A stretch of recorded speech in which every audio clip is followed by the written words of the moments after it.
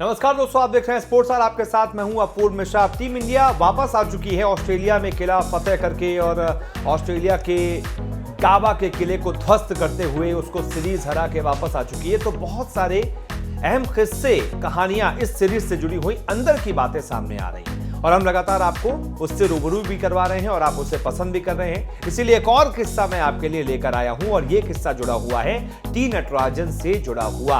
आपको पता है इस सीरीज के लिए टी नटराजन के पास खुद का बैट और पैड भी नहीं थे।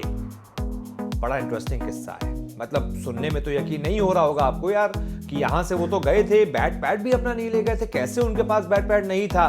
तो इसका खुलासा टीम इंडिया के जो फील्डिंग कोच है आर श्रीधर, उन्होंने किया है। श्रीधर ने हैदराबाद में अपने घर पहुंचने के बाद कहा कि जब ऋषभ पंत और वॉशिंगटन सुंदर बल्लेबाजी कर रहे थे तो मैं तनाव का सामना नहीं कर पा रहा था। उन्होंने मजाक में कहा कि मेरा हार्ट रेट फिटनेस ऐप पर 120 था और रोहित को यह भी नहीं मैं कह सका कि 1 घंटे में मैं 10 साल बूढ़ा हो गया हूं। खैर, इसके बाद उन्होंने कहा कि टीम के 36 रनों पर ऑल आउट होने के बाद आप नहीं जानते कि क्या करना है। तब रवि शास्त्री ने अपनी टीम को इकट्ठा किया और कहा कि इस 36 रन को अपनी स्लीव्स पर बैज की तरह पहने और आप एक ग्रेट टीम बन जाएंगे।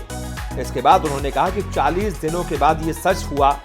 इसके अलावा एडिलेड टेस्ट के समाप्त होने के बाद 2 दिनों में हमारी 5 बैठकें हुई। विराट और रहाणे और कोचिंग स्टाफ ने चर्चा की और विराट ने कुछ बहुत अच्छे सुझाव भी दिए। इसके बाद उन्होंने हनुमा विहारी की चोट के बारे में भी खुलासा किया कि आप अपनी टीम के लिए अगले 2-3 घंटे देने वाले हैं क्योंकि इस टीम ने हर मोड़ पर आपका साथ दिया है। ये उन्होंने हनुमा विहारी को जिस वक्त वो चोट से दर्द से कराह रहे थे इंजेक्शन देते हुए कहा। उसके बाद हनुमा खेलने के बाद जब वो वापस आया तो वो मुश्किल से चल सका और कुर्सी पर बैठ गया। मैंने उसे गले लगा लिया और उसने कहा कि सर, आपने खेलने के लिए कहा, यह सबसे अच्छा है जो मैं इस स्थिति में कर सकता हूं। इसके बाद वो खुलासा जिसका जिक्र मैंने किया था शुरुआत में कि ये मैं आपको बताने जा रहा हूं। टी नटराजन पर उन्होंने खुलासा किया और कहा कि टी नटराजन के पास अपना बैट भी नहीं था, अपना पैड भी नहीं था। उन्होंने कहा कि आप जानते हैं कि नट्टू के पास बल्ला ही नहीं था। उनके पास अपनी गेंदबाजी स्पीकर्स और ट्रेनर्स थे क्योंकि वो एक नेट गेंदबाज के रूप में वहां पर गए थे। उसे चुना गया तो वॉशिंगटन और आर अश्विन से उसे उधार लेना पड़ा। उन्होंने कहा कि ये कोई सामान्य नेट बॉलर नहीं था। स्ट्रेंथ और कंडीशनिंग कोच निक वेब और साथ ही साथ ट्रेनर सोहम ने हमारी सभी नेट बॉलर्स के लिए योजना बनाई थी और वो ड्रेसिंग रूम का एक अभिन्न हिस्सा भी थे। तो ये एक दिलचस्प किस्सा रहा कि भाई नटराजन यहां से गए तो थे एक नेट बॉलर के रूप में, लेकिन तीनों फॉर्मेट के मैचेस भी खेल आए। और दूसरी बात, जब वो आखिरी टेस्ट खेल रहे थे तो बल्लेबाजी जब करने की उनकी बारी आई तो उनके पास खुद का बैट और पैड भी नहीं था।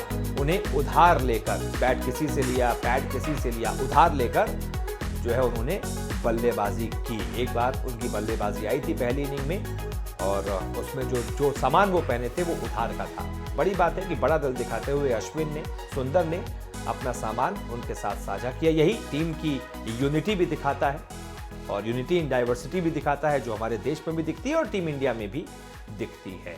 तो कैसी लगी ये स्टोरी बताइएगा, वीडियो को लाइक कीजिएगा, शेयर कीजिएगा, चैनल को सब्सक्राइब कीजिएगा। बहुत बहुत शुक्रिया।